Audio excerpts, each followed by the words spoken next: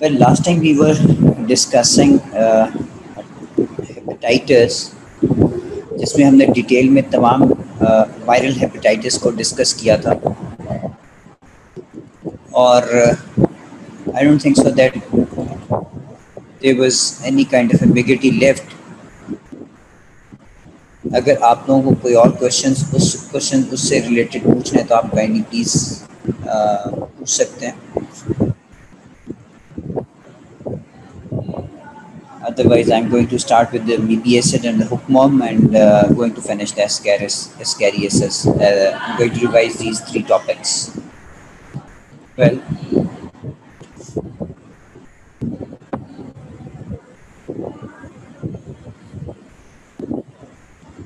सबको slide clear नज़र आ रही है बेटे? कोई और चीज़ एम्बिग्युइटी वगैरह तो नहीं है इस वक्त?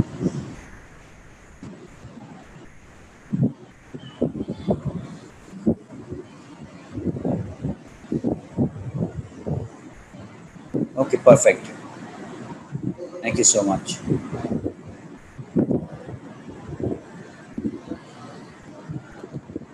अच्छा, इस तरह है कि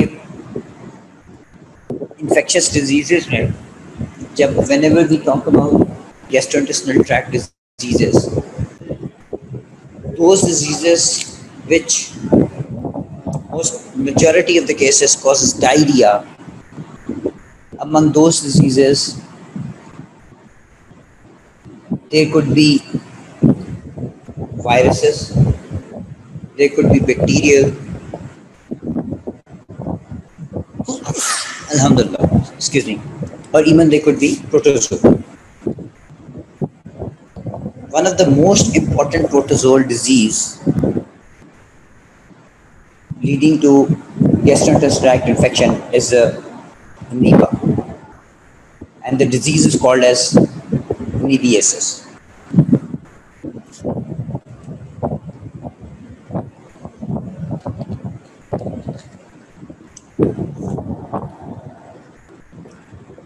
As far as the agent is concerned, Entamoeba histolytica is the name of the agent which causes this amoebiasis. There are two types. Number one, vegetative, जिसको हम trophozoites भी बोलते हैं, and number two is cystic. ये बड़ी important चीज़ है.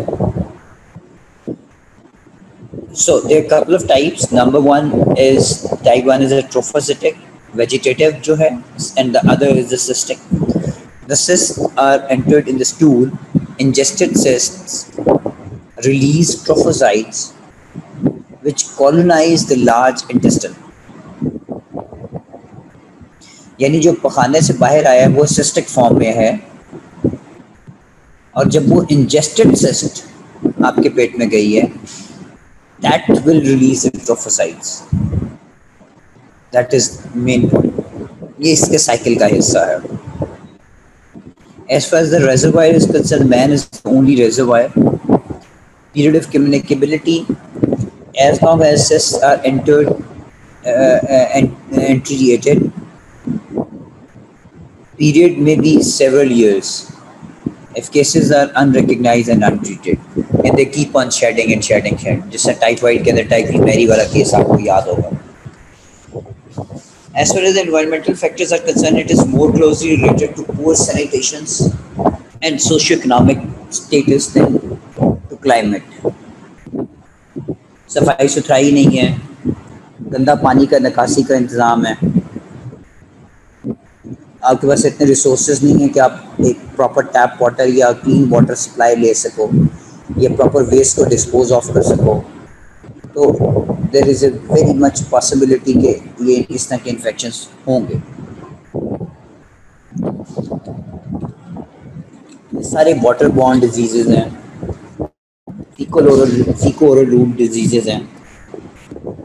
Like I said earlier, mode of transmission, fecal route as sexual transmission is that is ororectal.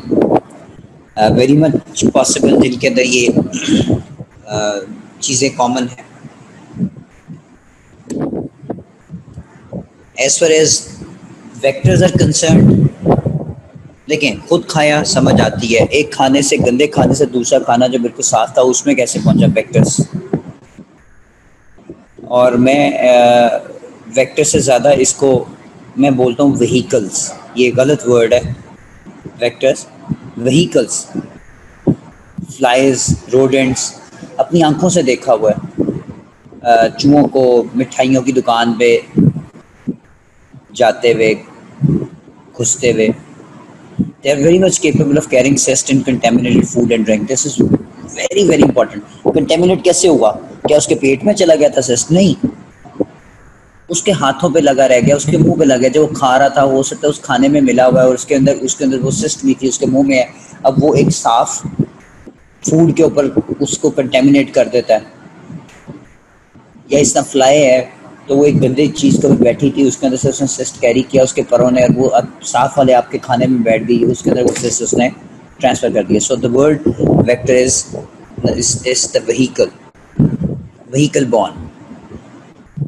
I will correct it later. Sorry for this mistake. Clinical features. The clinical spectrum ranges from asymptomatic infection, diarrhea, and dysentery to fulminant colitis and peritonitis, as well as extraintestinal amoebiasis. Before I continue with the clinical features, can anyone tell me what is the difference between vector and vehicle? Please come on with the answers.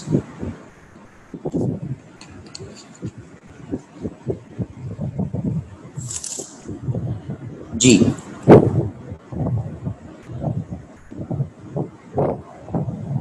क्या students के mic खोल सकते हैं बेटा? वो क्या नाम है उसका, यहाँ पे हमारे पास होते हैं।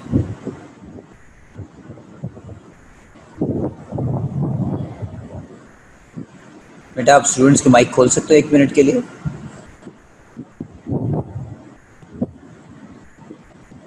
अब्बास आप बता दो, अली जाज आपने भी हाथ करने तकरीबन हाथ खड़ा किया है, शाबाश, I am very impressed. I guess the guy is sleeping, he's not hearing me.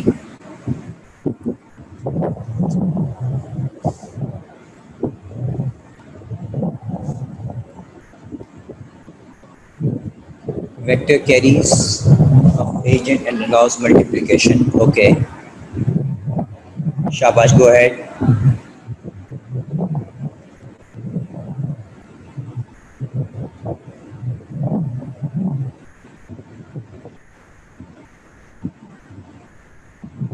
शाबाश। शराफत आपको मेरी आवाज़ आ रही है बेटा? शराफत अली M16 अटेंडेंट, आपको मेरी आवाज़ आ रही है बेटे?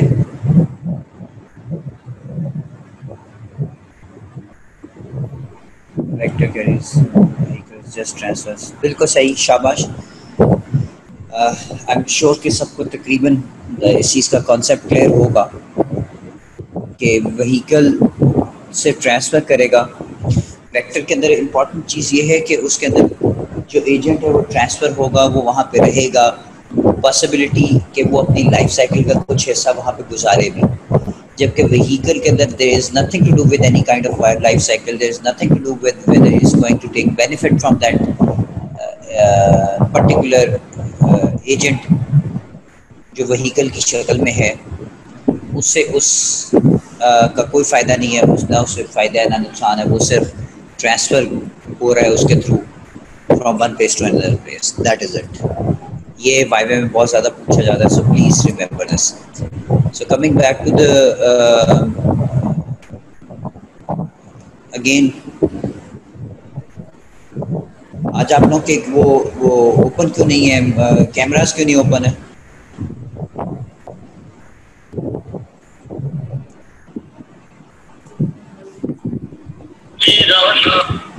क्या वजह? मैं शराफत को कॉल मिला रहा हूँ, I hope he will attend my call and I will ask him to just make sure that you all will come up with your open cameras. I just talked to Dr. Gulfreen.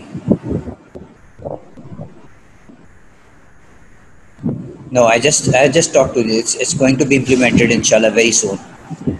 शराफत, अस्सलाम वालेकुम बेटा, मेरी आवाज़ आ रही है आपको बेटे? आप वहाँ पर जब मौजूद हैं क्लास में, मेरा बेटा मेरे साथ हैं, तो आपको जब मैं कह रहा था कि माइक ओपन करें, आप सुन नहीं रहे थे बेटे? मुझे कोई जवाब नहीं आया बेटा, मुझे कुछ आवाज़ नहीं आई। बहरहाल अब मेरे साथ रहना बेटा, जो जो मेरी डायरेक्शंस होगी उस पर काम करना है आपने। और ये कैमरास क्यों नहीं ऑन इनके? सबके कैमरास ऑन कराएं क्लास में, मैंडेटरी करें। मैं मैडम से बात कर ली आज।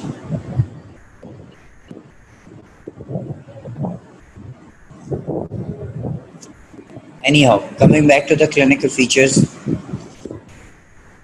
the clinical spectrum ranges from asymptomatic infections, diarrhea and dysentery to fulminant colitis and peritonitis as well as extraintestinal MBBSs. Acute MBBSs can present as diarrhea or dysentery with frequent small and often bloody stools. याद रखें, कई दफ़ा आपसे question ये 5A पूछा जाता है, bloody diarrhoea कौन कौन कॉज करता है? तो amoeba, Entamoeba histolytica is another example.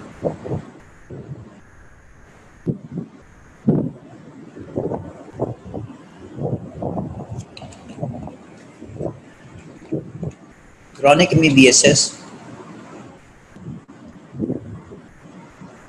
can present with the gastrointestinal symptoms plus fatigue, weight loss, and occasional fever. When we talk about the extraintestinal MBSS, that can occur if the parasite spread to other organs, most commonly in the liver, where it causes amoebic liver abscess. Amoebic liver abscess presents with fever and right upper quadrant abdominal pain. एक बात याद रखना, ये जो मैंने आखिर में point दिया, कई दफ़ा सिनेरियो में अक्सर इस तरह से एक क्वेश्चन आता है जिसमें आपने स्विंगिंग पायरेक्सिया का थोड़ा सा जिक्र होता है, राइट अपर क्वाड्रेंट पेन होती है, थोड़ी सी हिस्ट्री होती है, उसका पास में डायरिया हुआ था, डायरिया प्लस माइनस डायसेंट्री का जिक्र हो सकता है. सो आप लोगों को याद होना चाहिए कि ये important, it could be bacterial, it could be amoebic.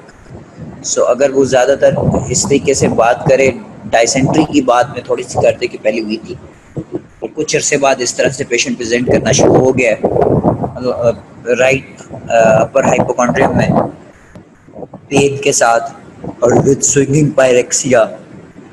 याद रखिएगा that could be the amoebic liver abscess. ये एक वो चीज़ थी कि जो आपके सामने ये इंजेस्ट हुए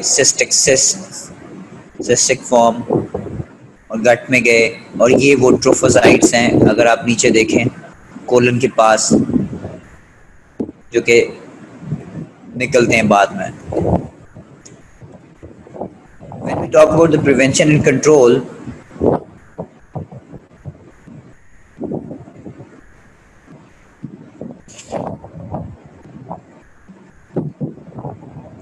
primary prevention, obviously health education, health promotion.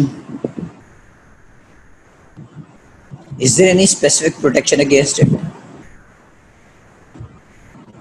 Hurry up. Is there any specific protection?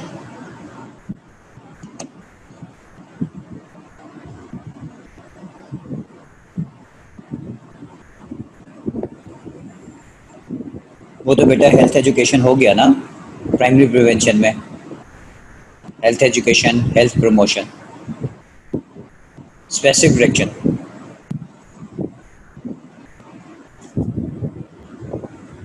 Second level of intervention इसमें है कोई?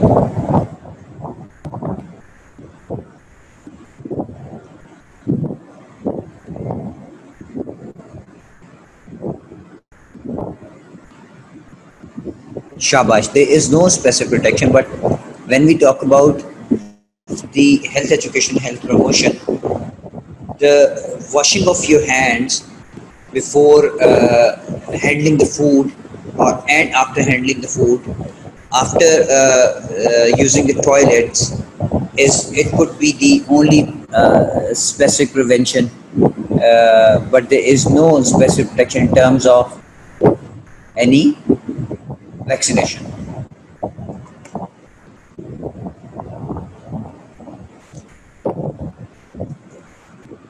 Community surveys to monitor the local epidemiologicals situation with regard to MBSS. Improvement of case management, that is rapid diagnosis and adequate treatment of patients with invasive MBSS at all levels of the health services, including the community and health center levels. Surveillance and control of situations that may encourage the further spread of MBSS. For example, refugee camps, contaminated public water sources, एक important चीज़ है।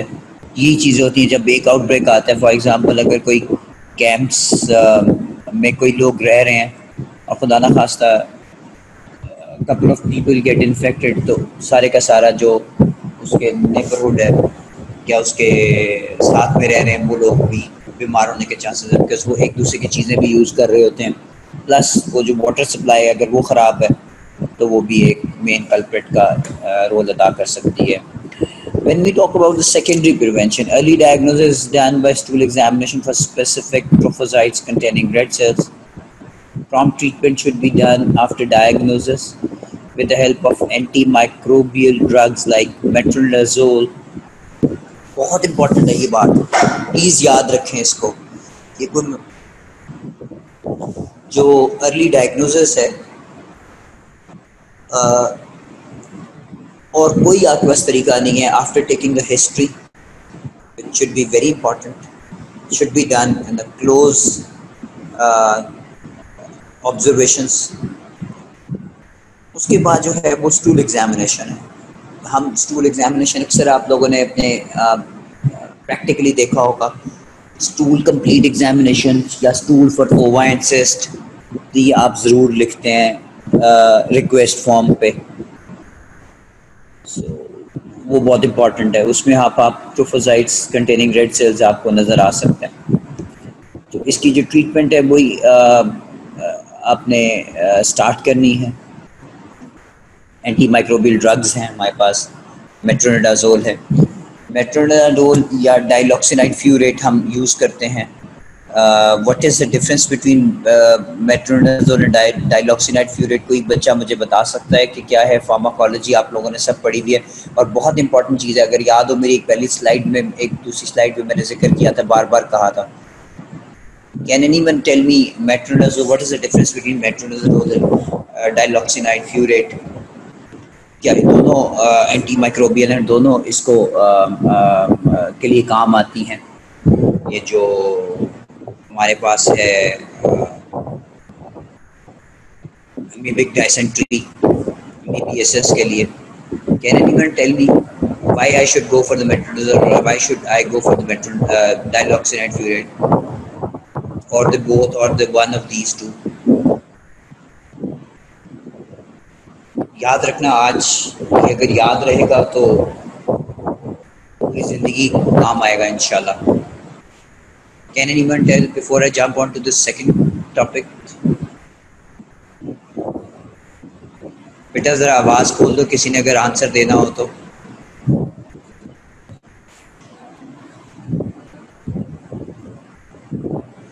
Cameras नहीं on करते तो इनकी सबकी attendance जो है ना आप वो एब्सेंट मार्क करते हैं।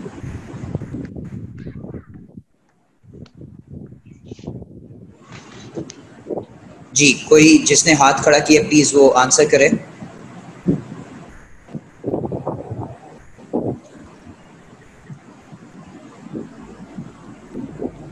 हमजा रईस साहब का हाथ खड़ा हुआ है कि would you like to answer?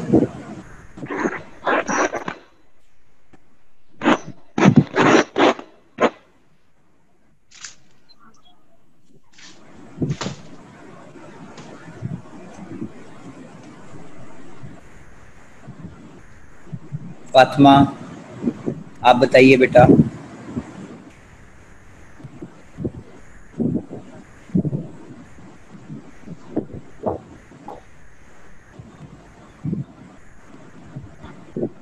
Alishba आप बताइए।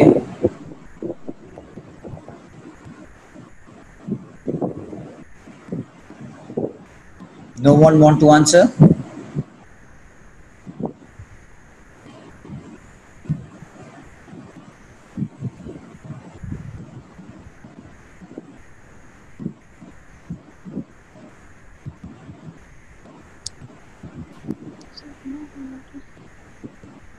सबसे बड़ा गलत आंसर एंटीबायोटिक है. इट्स नॉट एंटीबायोटिक, एंटीमाइक्रोबियल है बच्चे. Ayesha please remember this.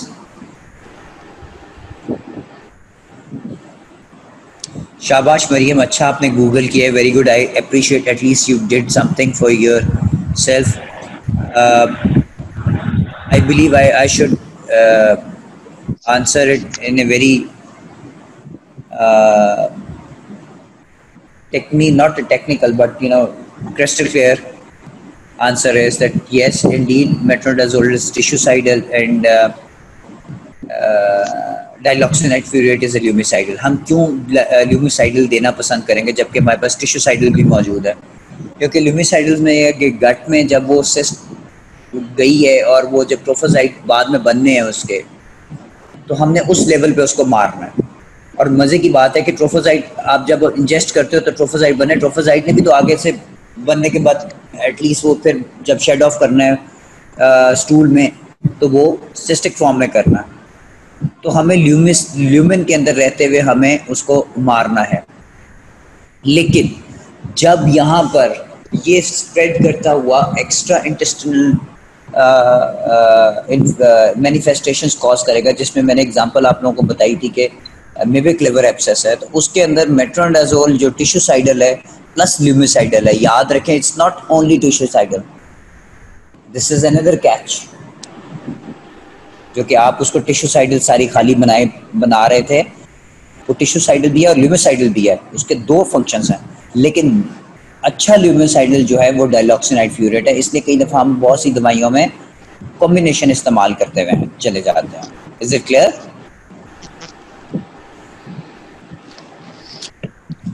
Any how, I hope if you have any question please आप अपना क्वेश्चन पूछ सकते हैं चैट बॉक्स में, ताकि मैं फिर आगे चलूँ.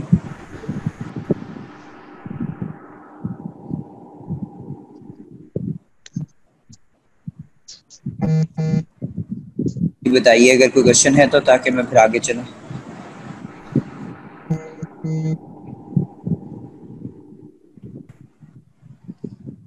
एस्केरियासिस,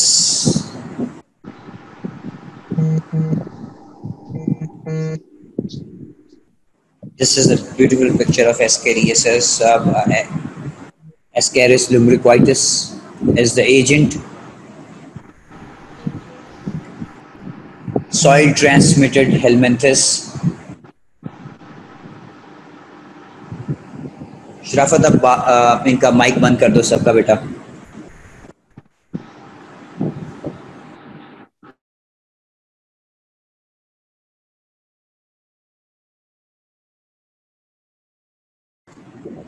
शराफत, आपका भी कोई हाल नहीं, मेरा माइक बंद कर देते हो.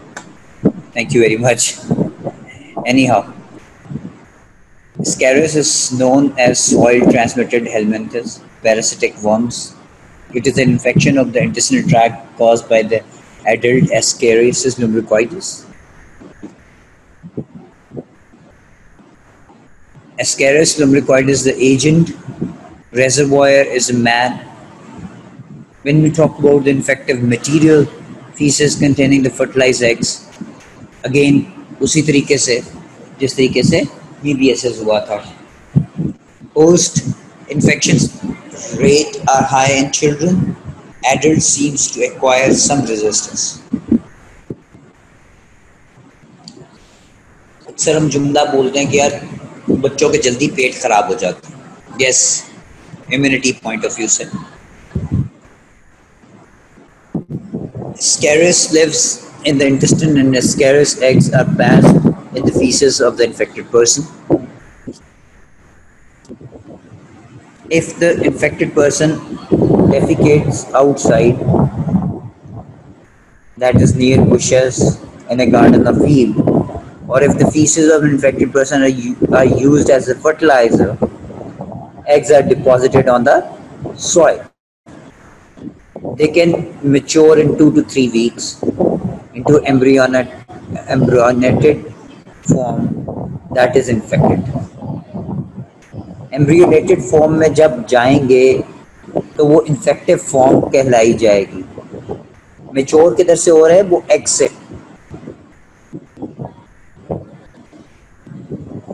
Sclerosis is caused by ingested eggs. This can happen when hands or fingers that have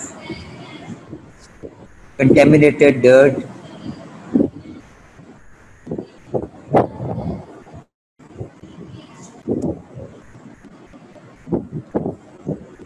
on the contaminated dirt on them are put in the mouth or by consuming vegetables or fruits that have not been carefully cooked, washed or peeled. ये वही वाली बात है कि आप आए हैं, आपका दिल चाह रहा है लीची खाने का, आपने लीची पकड़ी और लीची पकड़ के उसी वक्त छील के खाना शुरू कर दी. You didn't think whether this lychee was contaminated with that infection or not. सिर्फ और सिर्फ हमने क्या किया, एक अंदर की भूख थी, अंदर का दिल का रहा और हमने फौरी तौर पे उस पर अमल करते हुए काम करना शुरू कर दिया. अब यही वो टाइम है जिस वक्त अगर हम उसको धो लें, अपने हाथ धो लें, तो हम बहुत सी चीज़ों को बचा सकते हैं. This is where the health education plays a pivotal role.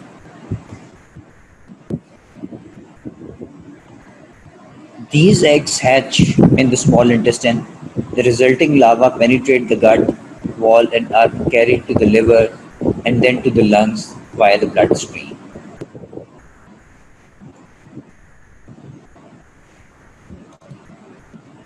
In lungs, they break through the alveolar walls and migrate into the bronchioles. ये यहाँ से थोड़ा सा आपको समझने की ज़रूरत है, क्योंकि कई दफ़ा जब लाइफ साइकिल आपसे पूछा जाता है तो आप लोगों को ये ज़रूर आप लोगों से इंक्वायर किया जाता है कि इस वक्त what is the difference between the life cycle of Ascaris lumbricoides and the life cycle of, let's suppose, Amoebiasis. Amoebiasis का बिल्कुल डायरेक्ट है, कोई उसमें कोई प्रॉब्लम नहीं है. लेकिन when we talk about the life cycle of this Ascaris lumbricoides जो Ascariasis कॉज कर रहा है, वो जब these eggs hatch in the small intestine, जब ये है कब हुए eggs, ये वही eggs हैं जो कि आपने contaminated food के साथ contaminated जिस्म के थ्रू आपके ingest किए थे, वो आपके इंटेस्टाइन में गए और वहाँ से वो हैच हुए इंटेस्टाइन में और लावाज निकले जो गट वॉल को पेनिट्रेट करेंगे,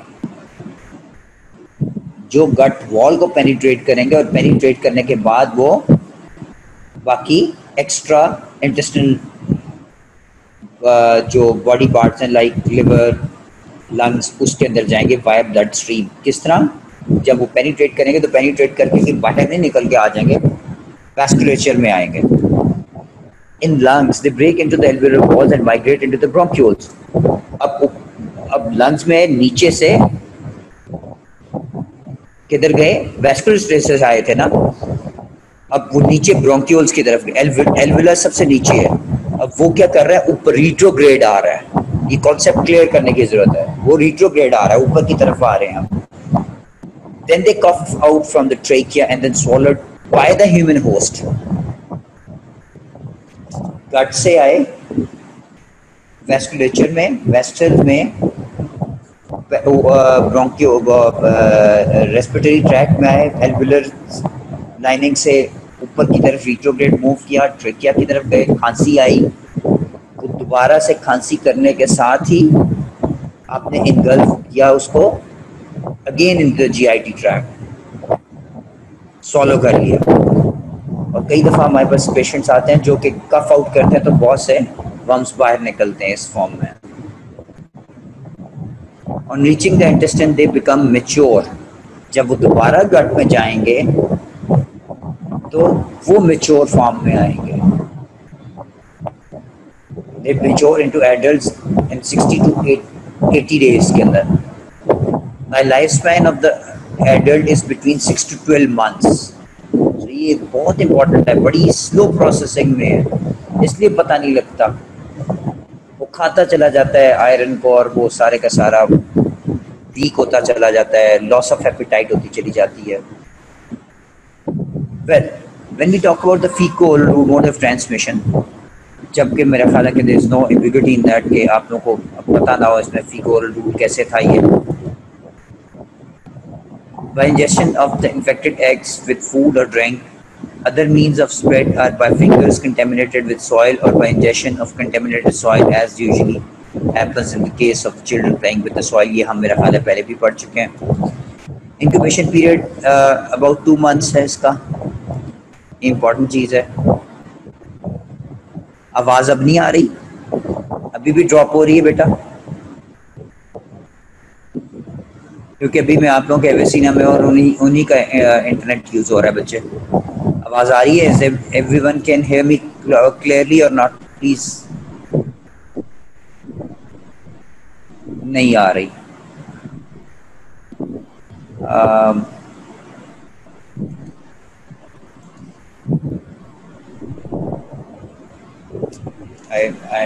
I wonder I won't be able to do much about it. I'm really very sorry. अभी बिल्कुल अब आई है क्लियर के नहीं? कट कट के आ रही है.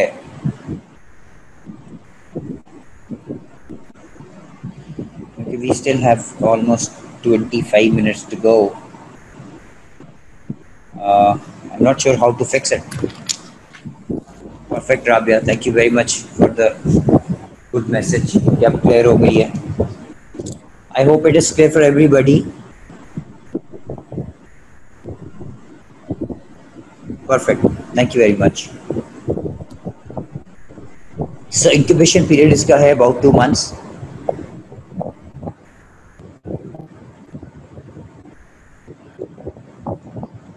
Clinical features में जब हम बात करते हैं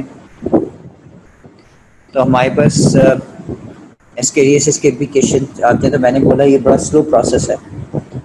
समटाइम्स इट रिमेन्स एसिम्प्टोमेटिक. तो सिम्प्टोमेटिक कब होगा? जब उनका साइज बढ़ना शुरू हो जाएगा. Symptoms become more prominent, more noticeable when the roundworm infestation grows. जो बढ़ना शुरू हो जाएगी. Roundworms in lungs can cause, अगर lungs में है obviously irritate करेंगे.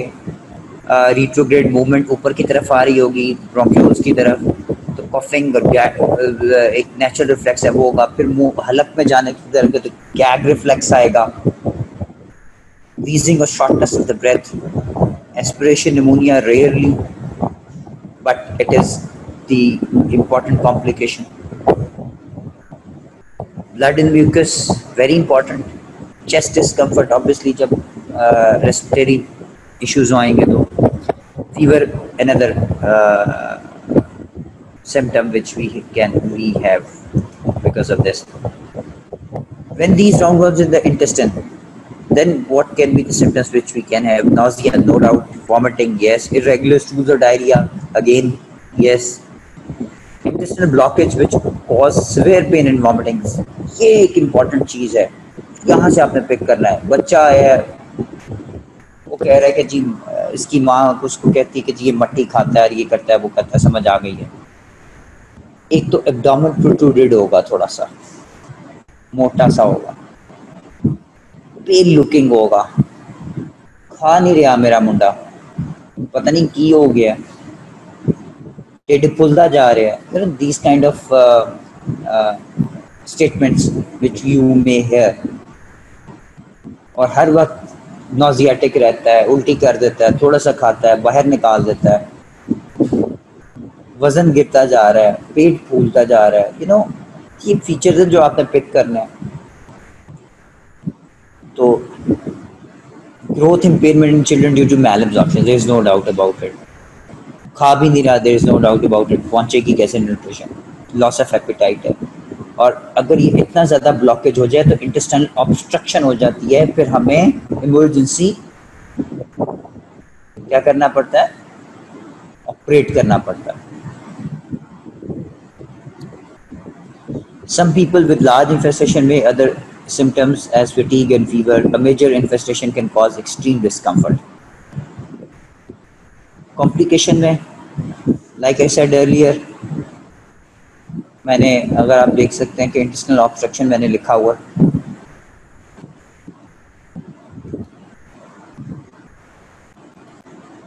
most cases of ascariasis are mild and do not cause major problems. However, heavy infestations can spread to other parts of the body and lead to dangerous complications. They include intestinal blockage, जिसे हम intestinal obstruction भी कहते हैं, duct blockages, for example bile duct में चला गया है वो block कर देगा, occur when the worms block the small passages to your liver or pancreas. Infections that lead to loss of appetite and poor absorptions of nutrients put children at risk of not getting enough nutrients, which can affect their growth. Stool sample parasites and pupa जो हमारी diagnosis के लिए बनता है. If you are diagnosed with ascariasis, you may need more tests such as one of these imaging tests like X-rays, CT scans, ultrasonography, MRI scans, endoscopy. So these are the rare, but you have to apply it for the uncomplicated cases as far as this ascariasis disease is concerned. Treatment, all the antiparasitic drugs like albendazole, mebendazole, the very important. Majority of the time we use albendazole and mebendazole, but indeed ivermectin is another drug which we use not only for the parasitic infections, not only for such intestinal parasitic infection, but we have been using it for the ticks. कोई नाम बता सकता है कि किसके लिए हम use करते हैं इस ivermectin को?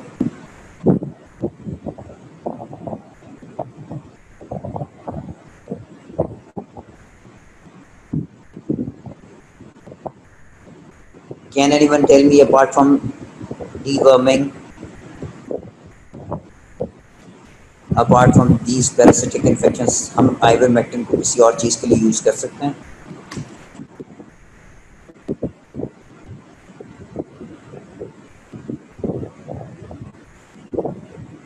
जी,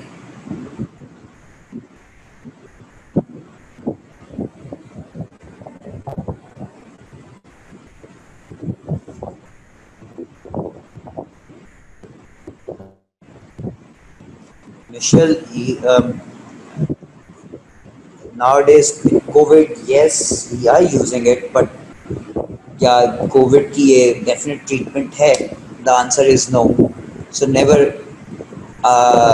say कि हम कोविड में ये कोविड के इन्फेक्शन के अंदर इसका मतलब एंटी कोविड ड्रग है कोई. इसने तो we been using azithromycin. So azithromycin is not anti COVID drug. क्या ख्याल है अभी तक उसकी इन विट्रो ज़रूर हुआ है studies. There is no doubt. I appreciate your answer. कोविड-19 के वायरस के अंदर देखा गया था उसकी रेप्लिकेशन जो थी रुक गई थी और वो उसमें बड़ा अच्छे तरीके से उसने इफेक्ट किया था. But yet they have not been labelled this drug as anti कोविड-19 drug. The perfect answer is scabies. Absolutely right. I appreciate it. और ये इम्तिहान में आपको आएगा क्योंकि मेरा ख्याल है अगर मैं गलत नहीं हूँ तो आपके प्रैक्टिकल में भी जब स्केबीज का टॉपिक हुआ था या होगा जब भी कभी, ये आपके लिए एक इम्पॉर्टेंट चीज़ है जो आपको आनी चाहिए. मैंने देखा है कि बहुत से इन्फेक्टेड स्केबीज हैं और बहुत ज़्यादा रेक्टेंट स्केबीज हैं जिनके अंदर नहीं ठीक हो रहे होते परमेथ्रीन से, और जो एंटी स्केबीज लोशंस और ड्रग्स हैं उसके अंदर आइवरमेक्टिन जब हम यूज़ करते हैं it gives you magic results. Primary prevention इसकी वही health education impart करें, health promotion करें. So sanitary disposal of human excreta to prevent the reduction of the fecal contamination. is very, very important. Provision of safe drinking water, food hygiene habit, and health education of the community is another entity. जब educate ही नहीं करेंगे maths level के ऊपर बताएंगे नहीं तो how do expect कि वो काम ठीक रहेगा? फिर कुछ भी काम ठीक नहीं रहेगा, फिर उसी तरीके से लोग गलतियां करते चले जाएंगे। सेकेंडरी प्रिवेंशन में early diagnosis and prompt treatment, yes Indeed हम लोगों ने स्टूल टेस्टिंग करनी होती है, और स्टूल टेस्टिंग नहीं अगर करेंगे आप तो ये याद रहे, मैं आपको एक चीज़ छोटी सी बता देता हूँ, why it is so important. आप कम्युनिटी में फिर ये डिजीज़ को ट्रीट नहीं कर सकेंगे, ट्रीट वही होंगे जो कि आपके पास आ जाएंगे, और कितने लोग आपके पास आएंगे, this is another question mark. If you want to manage the whole population, whole area, तो आपके पास एक सॉलिड इंफॉर्मेशन होनी चाहिए, वो यही है कि आपने मैस पॉपुलेशन को किस तरीके से डील करना है। Is it clear?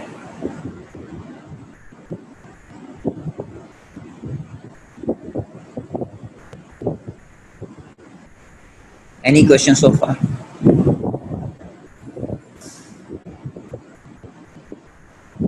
जी एहसन बताइए, any question?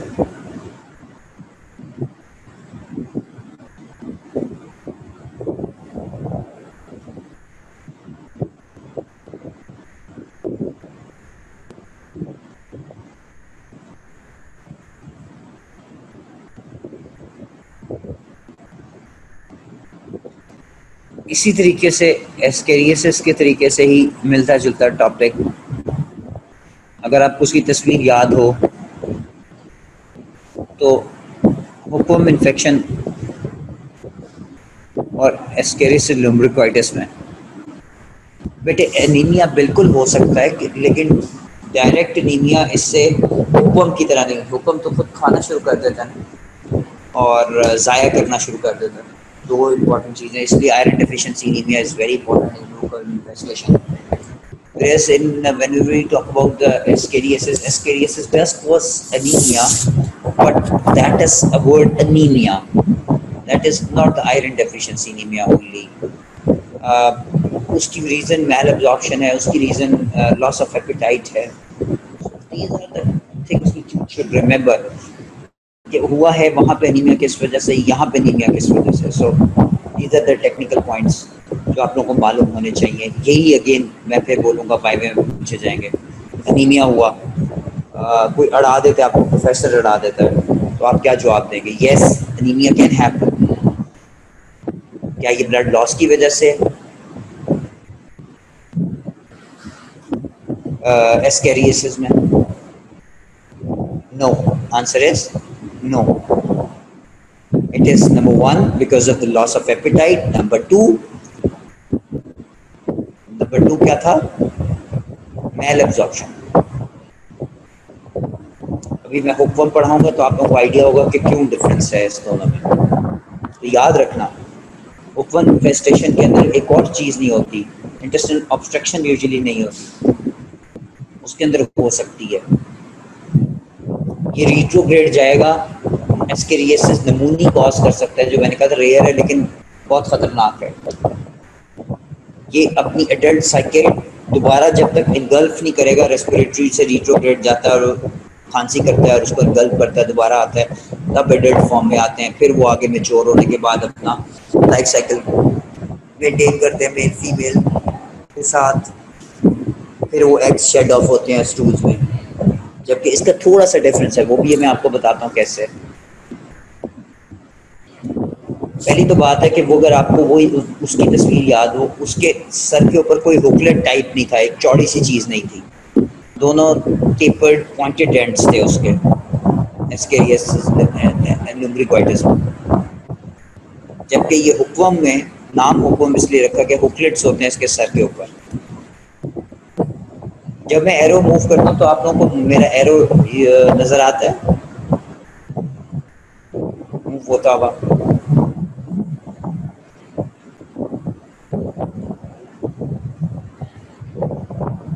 Okay good. Perfect. Hookworm disease is a common helminthic infection that is predominantly caused by the nematode parasite Necator americanus Ankylostroma duodenale. ये वो चीजें हैं जो कि क्या कॉज कर रही हैं, एक hookworm infection कॉज कर रही हैं. Worldwide hookworm infestations are estimated 440 million people. Just imagine कितना ज़्यादा नंबर है. मैं लोगों को कहता हूँ कि trust me, iron deficiency anaemia जिधर आप देखें, खुदा का वास्ता है, या कभी भी आप इवन एनीमिया देखें बच्चों में या बड़ों में, unexplained anaemia. So please never forget to deworm दो आवर एटलीस्ट आवर पॉपुलेशन. यहाँ पे एडल्टहुड्स में भी बहुत ज़्यादा है. यू वोंट बी इमेजिन कि कितने ज़्यादा केसेस हैं. अगर सही तरीके से उसकी माइक्रोस्कोपिक एग्जामिनेशन टूल का किया हो तो यू गेट टू नो कि ये जो मैं बात कर रहा हूँ एग्जैक्टली 100% ठीक है. Although most of these cases, those affected are asymptomatic, just like that previous one. Approximately 10% experience anemia. And just imagine कितना ज़्यादा नंबर है उसका. 10% कितना बड़ा huge number बन जाएगा. 10% है. Hookworm may persist for many years in the host and impair the physical and intellectual development of children and the economic development of the communities. Adult worms live in the small intestine, mainly jejunum, where they attach themselves to the villi. Male measures 5 to 11 millimeters and females measures 9 to 13 millimeters in length with dorsally curved anterior end. Very very important. ये बहुत important चीज़ है, आपको याद होनी चाहिए. When we talk about the host factors, age, sex, all ages, like I said earlier, बड़े लोगों में भी हुआ है, छोटों में, and both sexes are suspected infection. In endemic areas, the highest incidence is found in the group 15 to 25 years. Vulnerable है. Nutrition, malnutrition is a predisposing factor. Occupation, higher prevalence is seen in agriculture than in town workers and many tropical countries. It is an occupational disease of farming community. याद रखना, अभी मुझे कुछ सवाल में मैं कोई ऐसा सवाल दे दूं ऑक्यूपेशनल हेल्थ डिजीज के अंदर, तो मुझे कोई ये बंदा आके ना कहे कि सर ये तो वो कम्युनिकेबल डिजीजेस में लिखा हुआ था. It is the occupational disease as well. It can be. Hookworm larvae live in the upper half inch of the soil. Favorable environmental conditions are soil, temperature, oxygen, moisture, rainfall, shade, human habit.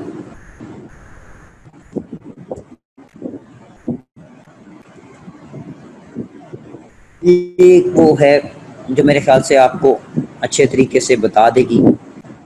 वो जो soil के ऊपर वो larvas, ये अगर आपको याद हो slide, half inch of the soil में कौन रह रहा है?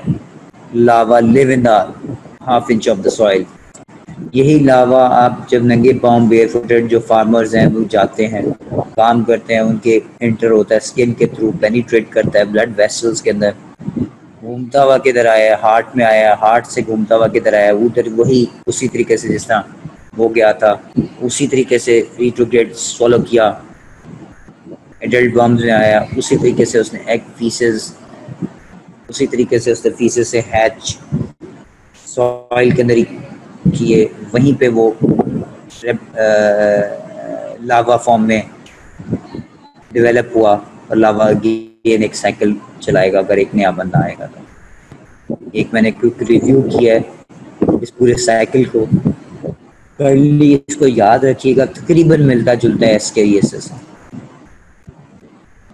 Eggs are passed in the stool and under favorable condition, moisture, warmth, shade जो हमने पहले जिक्र किया, larva hatch in 1 to 2 days. The release of these larvae grow, rapidity to form larvae grow in the feces and or the soil. After 5 to 10 days and 2 months, two molds, they become filiary form. Third stage जो इसकी होती है, larvae that are infective. यानी ये बाहरीज अभी इंसानों के अंदर नहीं गए. These infective larvae can survive 3 to 4 weeks in the favorable environmental conditions. On contact with the human host, the larva penetrate the skin, जिससे मैंने आपको बताया, and are carried through the blood vessels to the heart and then to the lungs. They penetrate into the pulmonary alveoli, ascend, यानी retrograde चल रहा है, the bronchial tree and the pharynx, and are swallowed.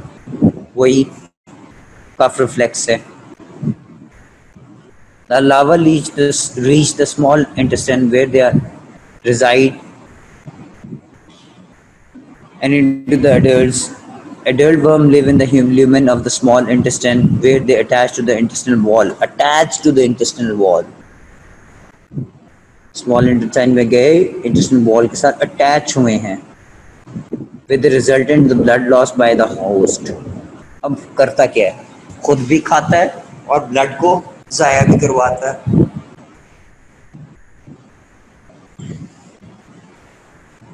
Most adult worms are eliminated in 1 to 2 years, but the longevity may reach several years. इस तरीके से ये skin में जाता है. बहुत टिपिकल पिक्चर है, बहुत ही ज़बरदस्त पिक्चर है. ये आपको कई दफ़ा आपको नज़र आ जाएगी, बच्चों में, बड़ों में, फार्मर्स में, मालियों में मैं लोगों को कहता हूँ मालियों में बड़ा कॉमन है ये. During the first 1 to 2 weeks after cutaneous infection, hookworm produces a local irritation to the at the site of the infection, termed brown itch or dew itch. An intensely pruritic erythematous or vesicular rash appear, usually on the feet or hands. Its severity is generally proportionate to the number of infective larvae. जितने ज़्यादा होंगे उतनी ज़्यादा itch भी होगी. Skin rash on the area that is typically red, raised and itchy. Weight loss है, loss of appetite है, breathing complications such as wheezing and cough जिसना उसमें था, fever है, stomach pain है, diarrhea है, extreme tiredness and weakness है, iron deficiency anemia. दोबारा मैं बहुत लफ्ज़ यूज़ कर रहा हूँ, iron deficiency anemia. और याद रहे किधर हैच कर रहा था, लार्ज गट में अटैच नहीं हो रहे थे, स्मॉल गट में अटैच हो रहे थे. Physical and thought development problem in children due to severe anemia, heart failure and widespread tissue swelling secondary to severe anemia. Again problem है ये. Stool sample diagnosis हम क्या कर रहे हैं, वही stool sampling कर रहे हैं. hookworms देख लेंगे या हमारे पास उसके eggs नज़र आ जाएंगे. Blood samples to check for the presence of anemia or lack of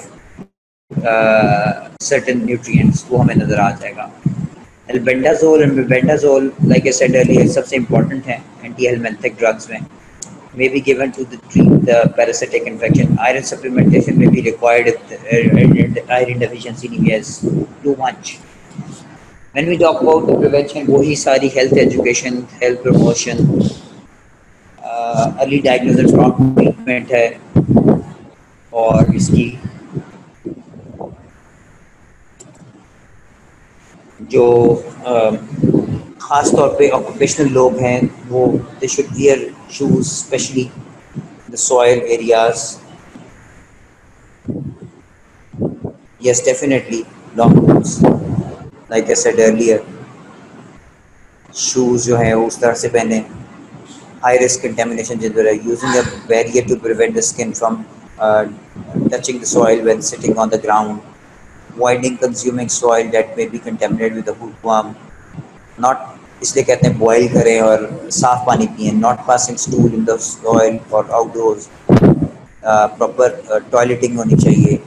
Not using fertilizer made from the human feces. एक ये reason भी था artificial fertilizer को market में लाने का, लेकिन उसके अपने hazards हैं. Covering children's sand boxes. Taking safety precautions like wearing gloves and shoes when gardening. Like I said earlier, मालियों में मैंने बहुत ज़्यादा देखा. Covering moist soil requiring frequent contact with a waterproof liner. Treating pet dogs and cats for hookworm. उनमें अगर ये आ गए हैं तो उनको भी आपने treat करना है, क्योंकि वो आपके साथ ही रहेंगे. Any question बेटा कोई? और सवाल आप लोगों ने पूछना हो, because we are almost done with today's talk. Inshallah, we'll see all of you in the next lecture. Before I jump and close my talk, I just want to tell you and wish you all the best of luck for the upcoming test and tests जो आपके होंगे, इधर वो इस subject के हों या किसी भी सब्जेक्ट के हों।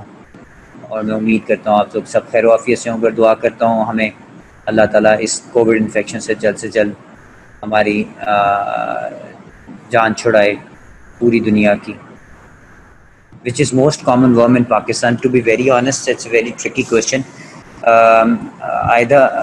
There is no doubt hookworm infestation is very common, no doubt about it. लेकिन अगर मैं कहूँ कि एस्केरिसिस नहीं है या डाइफॉलियम बॉथरम लेटम नहीं है तो वो गलत हो जाएगा। लेकिन यस, चूँकि ज़्यादातर हुक्म इन्फेस्टेशन ज़्यादा है हमारे यहाँ पर, तो हम ये समझते हैं कि शायद इसकी स्टैटिस्टिकली क्या परसेंटेज है। I am really very sorry, I don't have the current statistics at present. बस यस, हुक्म बहुत इम्पोर्टेंट है, बहुत कॉमन है। बहरहाल, thank you very much, good day, अल्लाह हाफ़िज़।